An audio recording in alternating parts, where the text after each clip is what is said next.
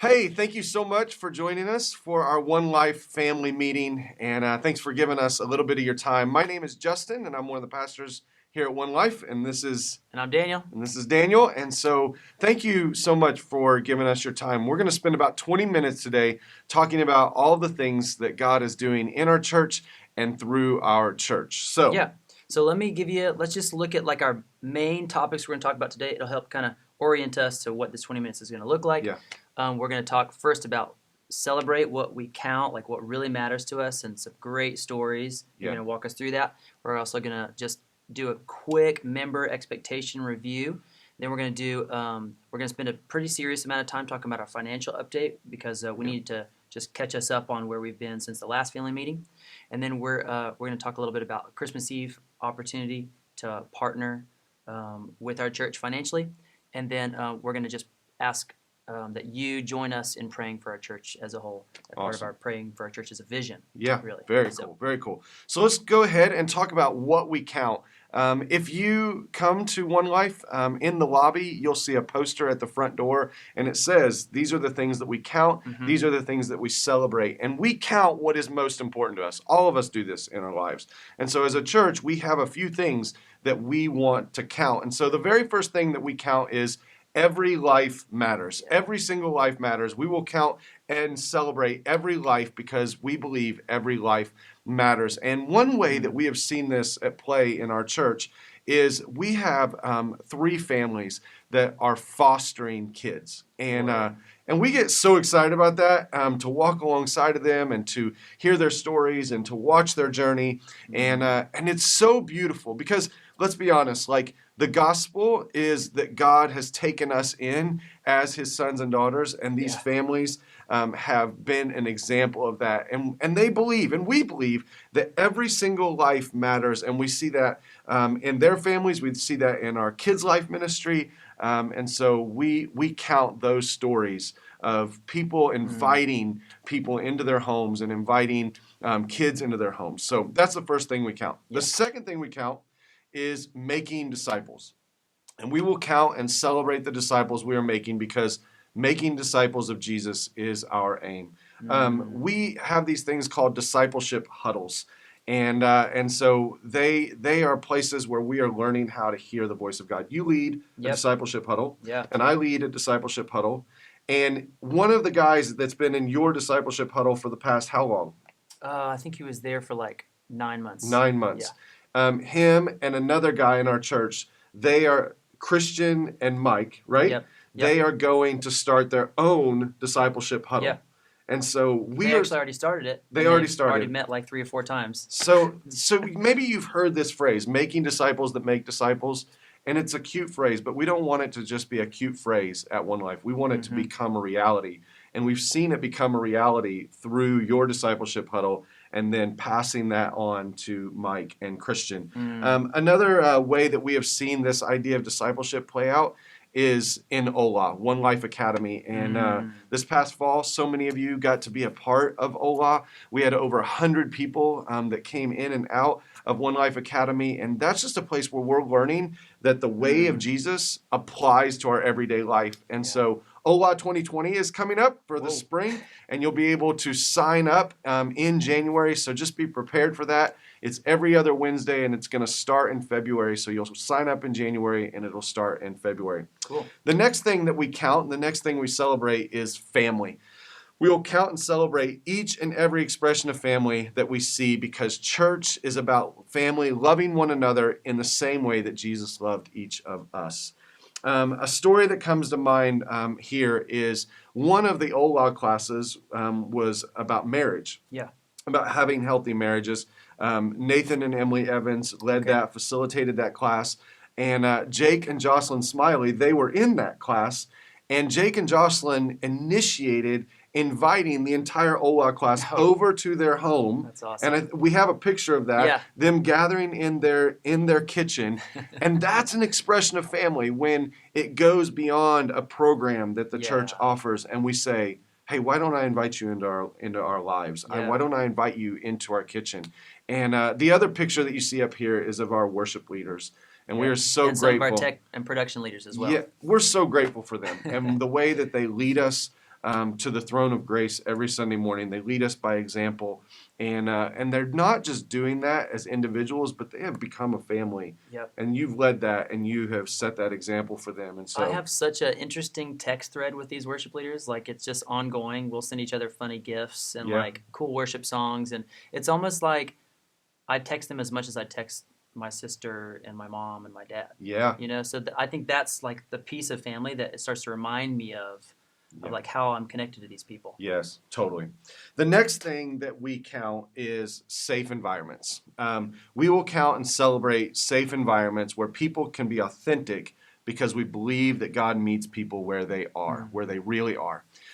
We want One Life to be a safe place for the broken, the hurting, the lonely, the outcast, the sinner. We want this to be a place where they can come and they can experience grace upon grace upon grace. A story that comes to mind is Mark Gary. You've probably seen Mark. He's been at our church for a few months now, and him and his mom Sue just became members of our church. Cool. And Mike and Mark. I'm sorry, Mark. I was talking about Mike Wilson earlier. Mark lost his sight a few years ago, and so it's kind of difficult for him to connect.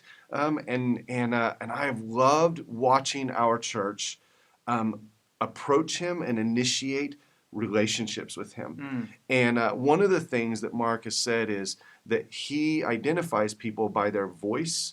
So he's learning their names when he hears their voice. So when he hears my voice, I go up and I introduce myself. I'm Justin. And we've met each other and talked to each other several times, but he's starting to learn who I am by my voice.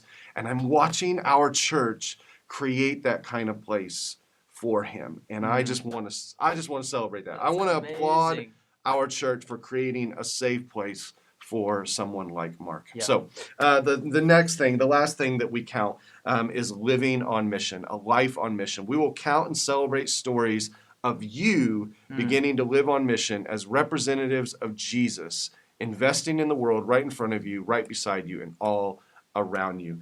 A couple stories. Tina Taylor and Jeannie Merritt. Whoa. Yeah. They are leading the way in adopting 3 families for Christmas, where we are providing Christmas gifts for these families in our communities. That's a life on mission. Tina's been doing that for several years now, and now Jeannie has come alongside of her and working beside her. Wow. That's living a life on mission. Something inside of Tina boiled up inside her and was like, we've got to do this for these families. And then she took initiative and she put it into action. That's a life on mission. Another thing that comes to mind is we have 85 plus volunteers that serve One Life Church. Dude, that's amazing. Insane, incredible. Whether they're investing in our kids, in the area of worship and production, facilities, student life, host, like so many of you are investing in your church and serving and living a life on mission with these ministry teams. We want to say if you're not on a ministry team yet, you can do that. Just go to onelifehub.com right now, and there's a place where you can click to say, I want to volunteer. And you say, this is an area that I'm interested in, and then our staff will reach out to you, and you can join that 85 plus people that are living their life on mission. Another thing I want to just point out is our Rooted campaign. Some of you started investing in the Rooted campaign 21 months ago. That's kind of crazy. And I just want to say thank you. We want to say thank you for your faithfulness over these past 21 months. It has stretched you, it has pulled you, and you have remained steadfast in what God has called you to. And we want to ask that you will remain faithful for the next 15 months. That's how much longer we have of this Rooted campaign. And to believe that as we invest in the Rooted campaign, our church is living on mission in our community. And so we just want to say thank you for your faithfulness and to just encourage you to continue in what God has called you to with the Rooted campaign. So that's what we count. Those are the things we count. Amazing. Well, let's kind of shift. Okay. We'll do like a recap. Maybe you can recap our member expectations. Yeah. And walk us through kind of our 4, what do you call them, core member expectations, right? Yeah. So every time we take people through the orientation shindig, at the end we say, these are the expectations. This is what it means to be a part of One Life Church. And we don't have any expectations back in the closet somewhere that we pull out on you later. this is it. This is what it means to be a part. So the first is consistent presence. Yeah. And we say, we don't want to just talk about attendance. We want to talk about being present, learning how to show up in relationships. You come here on a Sunday, how can I be fully present in this place? You go to a huddle, you come to Ola, like how can I be present in those places? How can I learn to be present with my family, with my kids, my spouses, my friends, my coworkers? The second is consistent investment. And that just looks like serving on a ministry team, finding a place or a person or people that I can pour my life into, because it's not just about sitting on the sidelines and watching as the professional Christians do all the work, but all of us have been called to make disciples and to bring the kingdom to earth. The third is consistent pursuit of unity. Jesus prays against division in John chapter 17 because division will break down what God is doing. And so he prays that we would be unified, that we'd be one. And when we are one, we make much of Jesus and people will know who he is. And so at One Life, if you have a tiff with someone, if you're upset with someone, go to them and seek forgiveness and reconciliation. We want to pursue unity. And then the last expectation is consistent financial partnership. And that just looks like all of us being in the kitchen and all of us bringing our gifts, our tithes, our offering to the church and saying, I want to see the kingdom of heaven come to earth because of this church and through this church. And so we need all of us to be in the kitchen. We need all of us to bring our tithes and offerings so that we can do what God has called us to do. And we say this, that God is going to provide. He will always provide where he gives vision. The way he provides is through us. We got to be in it. That's right. So consistent financial partnership. So those four things, that's what it means to be a part of this place. That's it. And there's not a fifth, there's not a sixth. You don't find one later on. That's it. And so if you call yourself a member of this family, a part of One Life Church, we want to challenge you. Are you living into all four of these expectations? Are you living these out? And it's going to be unique for each one of us, but we want you to pray about how can you be living out these expectations at One Life. So great. Yeah. That's awesome. Well, we're going to spend a big chunk of time here, right? Yeah. But let's talk about financial update. Do you have any updates you can give us about where we kind of have been over the last 6 months? Yeah. So we're just going to look at 6 months. All right. So we're coming to the end of another year, coming to the end of 2019, and we want to bring you up to date on where we've been for the last 6 months. We don't want to look at too much. Just want to look at 6 months. So June through November is what we're going to look at.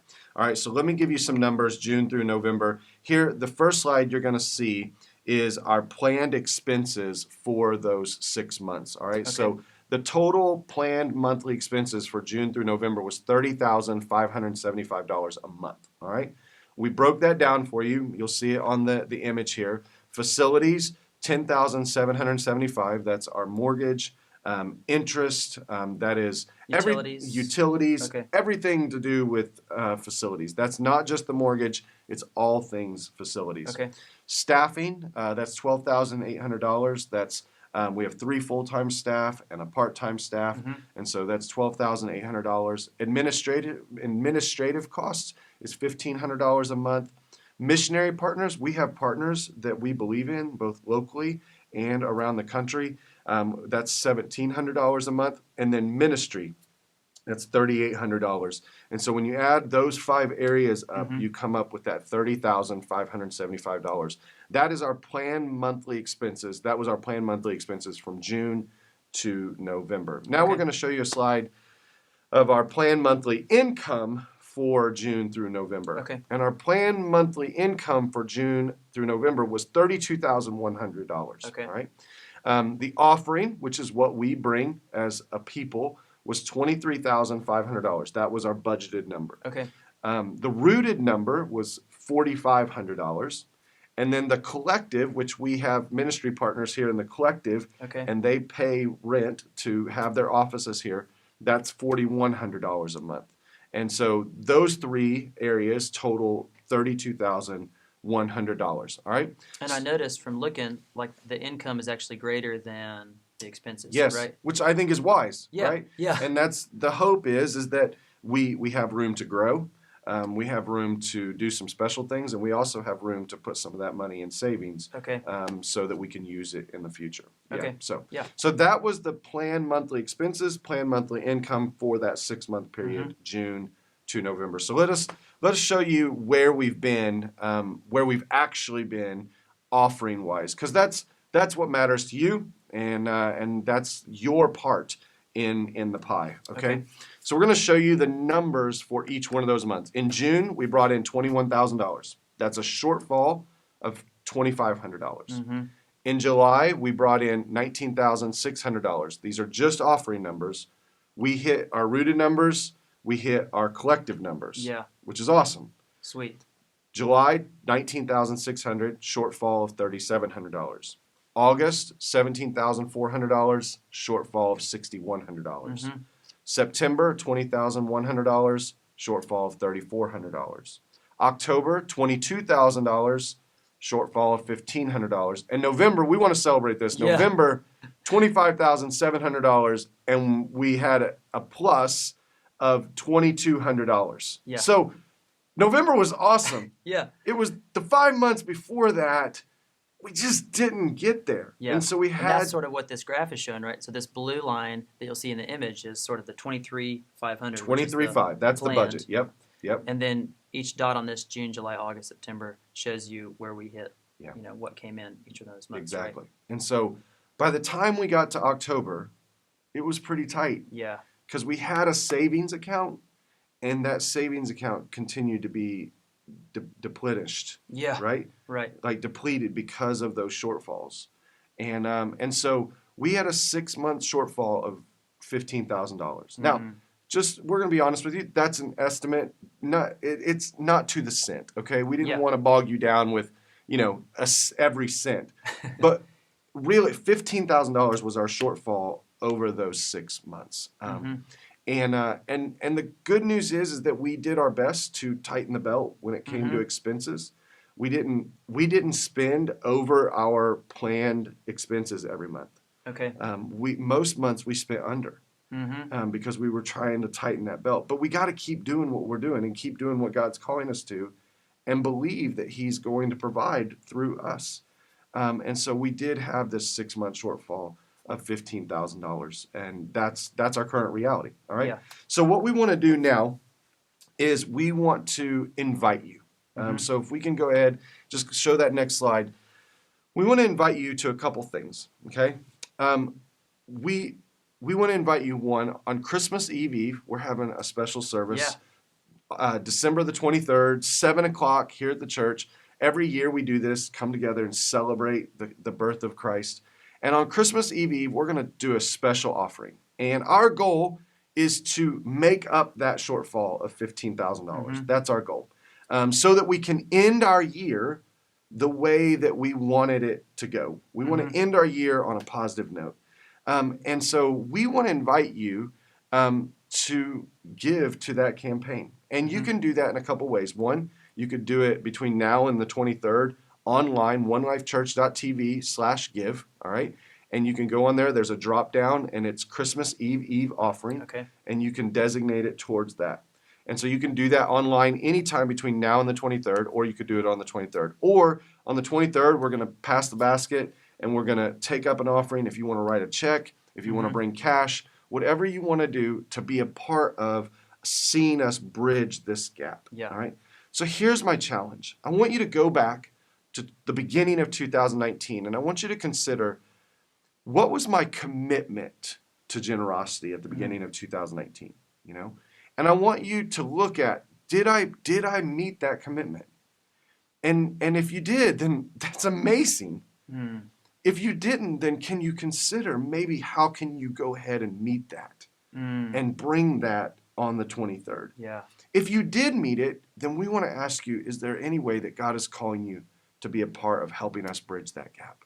And I firmly believe that God's going to give us enough for today, because He always does. And that's been our prayer as we pray Jesus' prayer, give us enough for today. And so we're going to do that on Christmas Eve. Our goal is $15,000. Sweet. The other ask is we have a gap of $2,400 a month. As we look through those 4 months, we see that there's a gap.